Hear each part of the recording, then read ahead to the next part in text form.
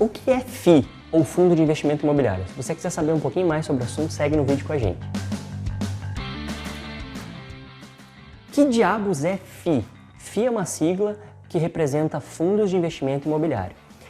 Eles são, na verdade, uma espécie de subgrupo dos fundos de investimento, né, que a gente falou em um outro vídeo aqui, se você quiser saber mais, dá uma olhadinha lá, né? Mas, basicamente, ele preserva as mesmas características de ser um grupo de pessoas que se une para investir em um montante maior, né? E acaba se dividindo aí em cotas, o quanto de dinheiro é colocado lá dentro fica dividido em cotas, né? Então, por exemplo, se cada cota vale R$1, você coloca R$100, você vai ter 100 cotas desse fundo. Também é algo que é administrado por terceiros, né? Tem outras pessoas que de alguma maneira vão ter que lidar com os valores por você, né? Porém, eles são focados estritamente no ramo imobiliário.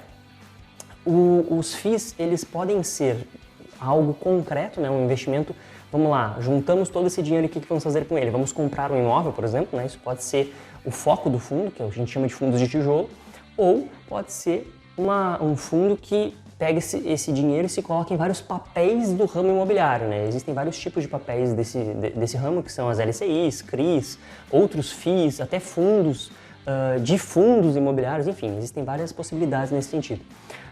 Mas a principal característica desse segmento é fornecer dividendos mensais, né? A capacidade que a gente tem de certa forma, ganhar um aluguel, né, mensal a partir do investimento.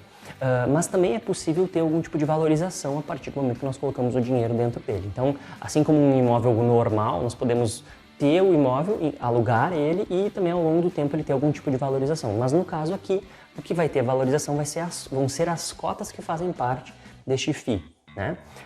Para efeito de tributação, ele tem uma vantagem muito interessante em relação a uma série de outros fundos, que é a seguinte: as tributações sobre dividendos elas são isentas nesse momento, né? Então, há alguns anos já no Brasil, a gente não paga pelo aluguel que nós recebemos de fundos imobiliários. Porém, independentemente de quanto nós recebamos aí de dividendos, né?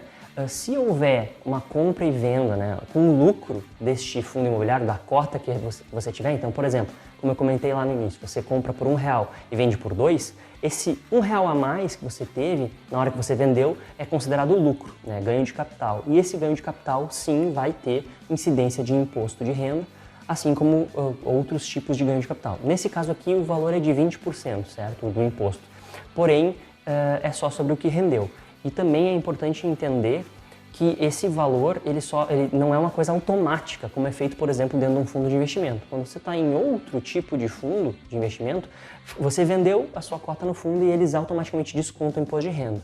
No caso de fundos de investimento imobiliário, você precisa declarar, né, que você vendeu e teve aquele lucro e aí fazer lá a emissão da sua guia de pagamento de imposto de renda. Então tem um pouquinho de complicação aqui, mas é uma coisa que poderia ser compensada pela quantidade de valor que você ganha, né? Depende muito do seu interesse. No que diz respeito à liquidez, ele é bem interessante, porque assim como ações, ele pode ser vendido e comprado diariamente, afinal de contas, fundos imobiliários, né, eles estão disponíveis na Bolsa de Valores dentro do home broker. Porém, é preciso tomar um pouco de cuidado, porque existem fundos imobiliários com uma disponibilidade de cotas muito maior do que outros. Então, às vezes, você não consegue vender tão rápido quanto você compra, né, um fundo imobiliário, ou pelo menos você vai ter algum tipo de perda de valor aí, dependendo da necessidade de liquidez que você tiver naquele momento, né? Então, esses são alguns pontos básicos de fundos imobiliários. Eles são uma forma de investir que pode ser muito interessante, dependendo do seu objetivo, mas é importante também levar em conta que ele tem algumas vantagens e desvantagens a respeito de outros ativos. Evidentemente que a comparação principal que se faz é com imóveis normais, né? E nesse sentido existem muitas vantagens, mas é importante também salientar que às vezes, dependendo de onde você mora e dos tipos de custo, né, que tem nesse local, talvez seja até possível investir num imóvel e ter mais retorno do que num fundo imobiliário.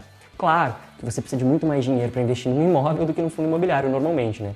Mas talvez seja algo a se pensar dependendo da localidade onde você mora e você tem que estudar muito bem qual é a melhor opção para você, certo? Então eu espero que tenha esclarecido alguns pontos aí. Se ficar mais alguma dúvida, deixa nos comentários aqui embaixo e a gente vai conversando sobre o assunto aí nos próximos vídeos, falou? Então tá, até mais!